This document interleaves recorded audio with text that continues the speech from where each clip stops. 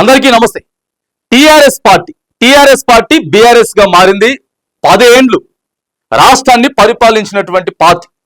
So ప్రతిపక్షంలోకి వెళ్ళిపోయినారు. 2023లో జరిగినటువంటి ఎన్నికల్లో ప్రతిపక్షంలోకి పోయినరు. ఇప్పటివరకు పెద్ద భారీ బహిరంగ సభ అయితే పెట్టలేదు.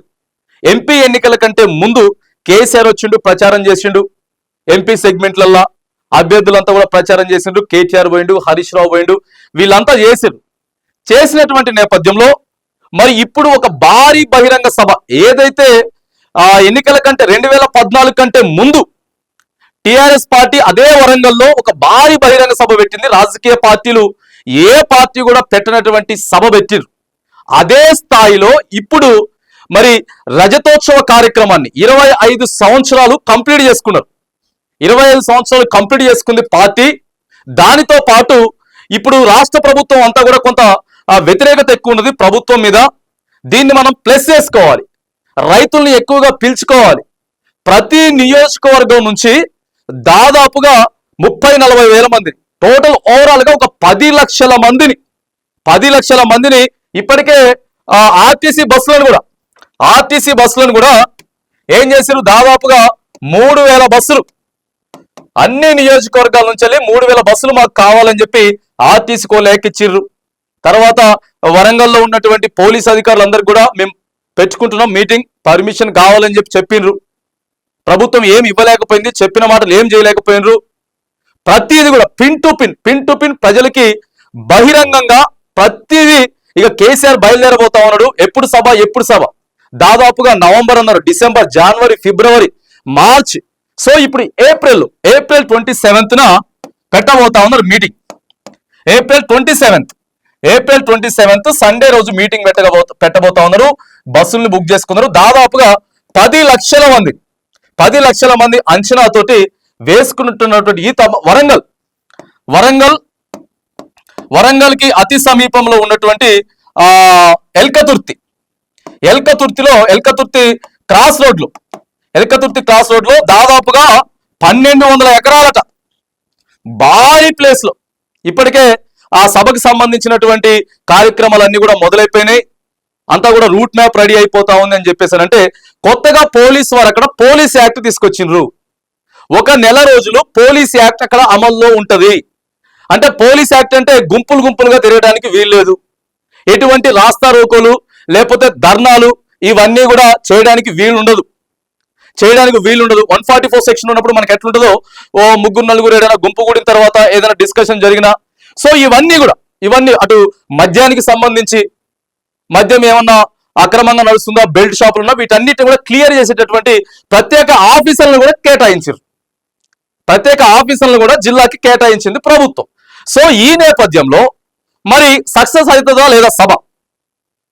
పోలీసు వారు లేకపోతే ప్రభుత్వం అనుమతి పక్కగా పెడితే సంవత్సరంన్నర క్రితం తిరస్కరించినటువంటి ప్రజలు మరి ఇప్పుడు 10 లక్షల మంది సభకి హాజరవుతారా అనేటటువంటి అంచనాలను ప్రతి ఎమ్మెల్యేలు లేకపోతే జిల్లా అధ్యక్షులు, మాజీ ఎమ్మెల్యేలు అందరితో కూడా ప్రతి ఒక్క జిల్లాని పిలిచి ఎర్రవల్లి ఫామ్ హౌస్ లో కేసీఆర్ గారు మీటింగ్ పెట్టుకొని వాళ్ళతో మాట్లాడుతూ ఉండే ఎట్లా సభను సక్సెస్ చేయాలి, రైతులకు ఎట్లా చెప్పాలి.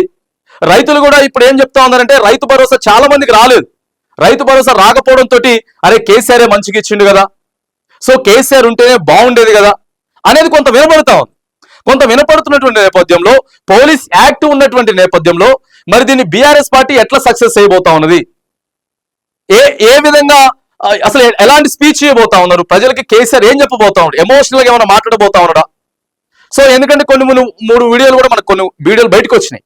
ఎర్రవెల్లిలో ఫెయిల్ అయిపోయింది ప్రభుత్వం, సంవత్సరంన్నర కాబట్టి ఇప్పుడు మనం ఏదైనా మాట్లాడొచ్చు, క్వశ్చన్ చేయొచ్చు.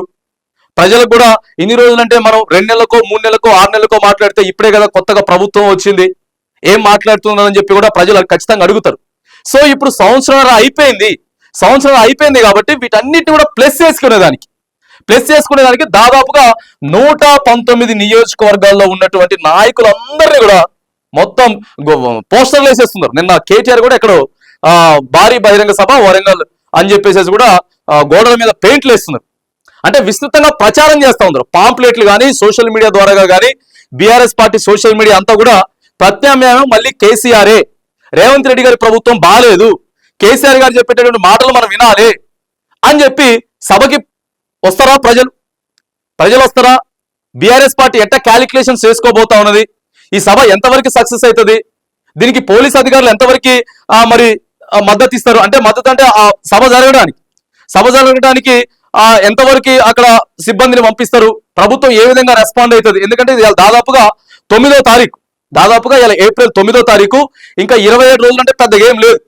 ఈ మంత్ లాస్ట్ వీక్ లో సభ జరగబోతా ఉన్నది. మరి ఆ టైమింగ్ అయితే ఇంతవరకు సోషల్ మీడియాలో ఎక్కడ కూడా కనిపించలేదు. ఆఫ్టర్నూన్ మీటింగ్ పెట్టబోతా ఉన్నారా లేకపోతే ఈవినింగ్ మీటింగ్ పెట్టబోతా ఉన్నారా అనేది మాత్రానికి సో కొంత క్లారిటీ అయితే రాలేదు కానీ భారీగా ప్లేస్ ని సేకరించడం ప్రజలంతా కూడా చేస్తా ఉన్నాం. ఏం చెప్తున్నారంటే స్వచ్ఛందంగా ప్రజలు స్వచ్ఛందంగా ఈ మీటింగ్ కి హాజరు కాబోతా ఉన్నారు.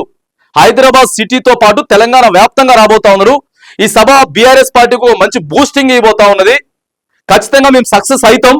ఏ విధంగా రాష్ట్ర ప్రభుత్వం మీద ఎంత పెద్ద ఎత్తున వ్యతిరేకత ఉందో ఈ సభతోటే మేము చేయబోతా ఉన్నాం. ఆ పార్టీ ఆవిర్భావం జరిగిన తర్వాత ఇంత పెద్ద ఎత్తున జరిగేటటువంటి సభ ఇది రెండో సభే అని చెప్పేసి నాయకులంతా మాట్లాడుతూ ఉన్నారు. సో ఈ నేపథ్యంలో మరి బీఆర్ఎస్ పార్టీ వాళ్ళు పెట్టుకున్నటువంటి ఎక్స్పెక్టేషన్స్, ఆశలు ఏవైతే ఉన్నాయో మరి వీటన్నిటిని కూడా తెలంగాణ ప్రజలు మరి నిజం చేస్తారా? తెలంగాణ ప్రజలు ఇలా బీఆర్ఎస్ కి మద్దతు ఇస్తారా? 27వ తారీఖుకి మరి వాళ్ళు అనుకున్నటువంటి స్థాయిలో వస్తారా? ఒకవేళ వాళ్ళు అనుకున్నటువంటి స్థాయిలో వస్తే మాత్రానికి ఇక తెలంగాణ ప్రజలంతా కూడా కొంత మద్దతు తెలిపారు. వాళ్ళ అంచనాలకి కనీసం ఒక 60%, 70% వచ్చిన 100% ఏదైతే వాళ్ళు క్యాలిక్యులేట్ చేసుకుంటా ఉన్నారో బీఆర్ఎస్, సో దానికి ఒక 60%, 70% వచ్చినా కూడా మరి బీఆర్ఎస్ ఇలా సక్సెస్ అయినట్టే, మీటింగ్ లో సక్సెస్ అయినట్టే. ప్రజలంతా కూడా మళ్ళీ కేసీఆర్ ని కావాలనుకుంటున్నారని చెప్పి ఆ సభ అయితే మాత్రానికి కొద్దిగా ఒక సూచిక చూపిస్తుంది. రాష్ట్ర ప్రభుత్వాన్ని ఖచ్చితంగా మేము క్వశ్చన్ చేస్తాం.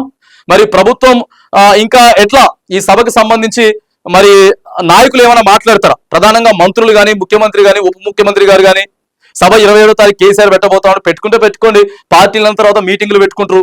సో ఈ విధంగా రెస్పాండింగ్ అవుతారా, ఎట్లా అవుతారు అనేది మాత్రానికి చూడాలి. ఇక బీఆర్ఎస్ పార్టీ తలపెట్టినటువంటి ఈ సభ ఏదైతే ఉందో ఈ సభ వల్ల మరి బీఆర్ఎస్ పార్టీ మీద ఎంత ప్రజలు మెజారిటీతో ఉన్నారు లేకపోతే ఏం కోరుకుంటున్నారు ఏంటి అనేది మాత్రానికి ఒక క్లారిటీ మాత్రం ఆ సభతో రాబోతుంది.